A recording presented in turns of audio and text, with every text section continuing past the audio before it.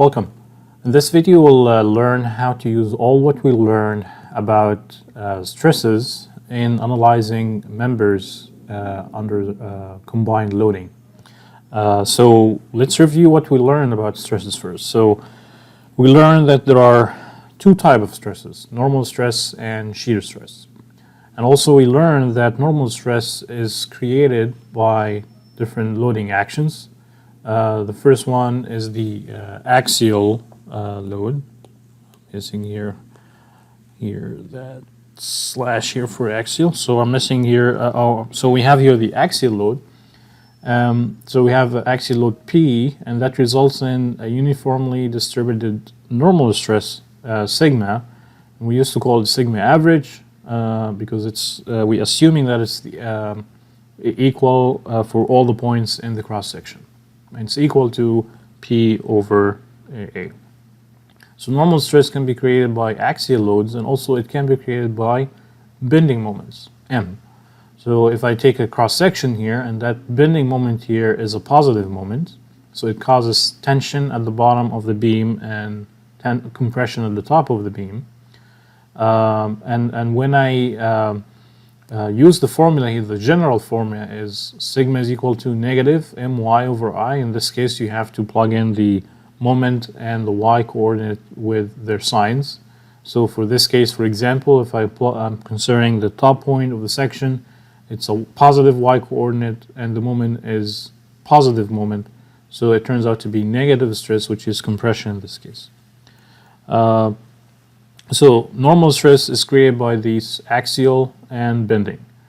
The point is here, bending, you have possibly two types of internal bending moments as internal forces. So because there are two axes in every cross section. I'm here showing only the 2D case, so you have only one axis, which is this one here. But in 3D problems, you will have two bending moments, and every bending moment will create its own share of normal stresses. Sigma is equal to negative my over I, so this will be a moment around the z-axis, or my z over I if it is a moment around the y. So just you need to have a little adjustment here from this case that I'm showing to a 3D case. So you have normal stress is created by the axial load and then two bending moments in the case of 3D members. That's for normal stresses. For shear stress, it's created by a torque, and for the sake of simplicity here, we're analyzing mainly circular sections because their formula is pretty simple compared to rectangular sections or non-circular sections. So the torque here will create shear stresses in the direction of the tangent to kind of the radius or radial distance from the center to that point. So you see for outer points, it's all the tangent to the circle or to the radiuses to these points. And this is the outer point will experience the maximum shear stress from the torque, which we learned it's equal to Tc over J, and C here is the radius of the cross section. And also we learned that any point between the center and the outer points will have that linear increase in the shear stress to be equal to T rho over J, and rho here is the radius from the centroid of the section to any point that we're analyzing here. So that's the shear from torsion, and then there is shear from the shear force, and we learned that it's equal to 0 at the top and bottom of the beam if the shear force is going vertical, and because Q uppercase here is equal to 0, and it keeps increasing until the neutral axis or the centroid of the section, where you will have the maximum Q uppercase, and that results in tau max. So you can see here by the length of these arrows, it's kind of indication of the magnitude of the shear stress that's generated. In the case of 3D, you will have shear stress from one torsion because it's around the neutral axis going out of the section. There's only one axis going out of the section perpendicular to it, so there's one torsion. but then there are two possible shear forces because you have two axes in every surface of cut in 3D. So you might have V in the x-axis direction and V in the z-axis direction. And so in that case, you will have three sources of shear, one from torsion and one from two shear forces, and two shear stresses from two shear forces. So that's kind of a review of what we learned about stresses developing under different loading cases. Now, let's say like the case typically is a member is under combined cases of loading. So in this member here is just an example. It's under an axial load F1, under a transverse load which is F2, and then under a torque. And we're interested into calculating the stresses at points A and B that are at L distance from where these forces are applied. So the first thing you need to do is calculate the internal forces at the section of these points. So first I figure out normal, if I draw here the diagram for internal forces, each one, normal force here or axial force is just uniform value over the whole length to be equal to F1. For V, it's equal to F2.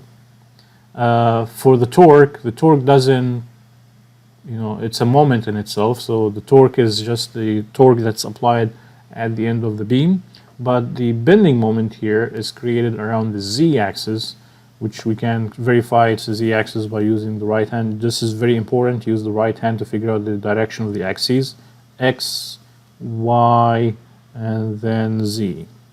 X, y, and z. So if you use your hands, you'll figure out, yes, that's the z-axis is positive, is going this way.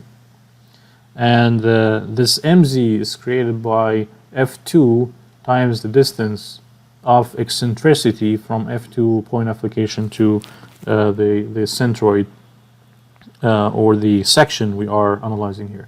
And it is a negative moment, so this negative here refers to not the direction of the force, not the length of the variable L here. It's because this moment is causing tension at the top of the beam, not at the bottom of the beam. So that's why I call it its negative moment. So once you're done with figuring out the internal forces, which will require from you some 3D visualization, especially like when you deal with 3D problems, you have to have that strong visual understanding of the problem. Then you have these values, then you move to will be able to calculate the stresses at any point in that section. So if I'm interested into point A first, the normal stress here is equal to, there's a tension axial force here, so that results in a tension normal stress F1 over A. And then there is one bending moment here. I have only mz, there is no my. And this mz is a negative moment. And remember, the formula for the moment is equal to negative my over I. So there is always that inherent kind of negative value that you have to consider. And then the moment is negative. And then the coordinate of A is positive divided by I. So you see here negative cancels and you end up with a positive stress from the bending moment, which makes sense because the tail of that arrow of mz is going out of point A, so it kind of, you're tensioning the section at point A. So that will be the normal stresses that point A feels. And then next will be shear stress at point A. So it's Tc over J, and you can see here the torque, the direction for it at A is going to the left, so this is where tau A will be. So you can call also tau A is equal to tau xz, so it's in the z direction here.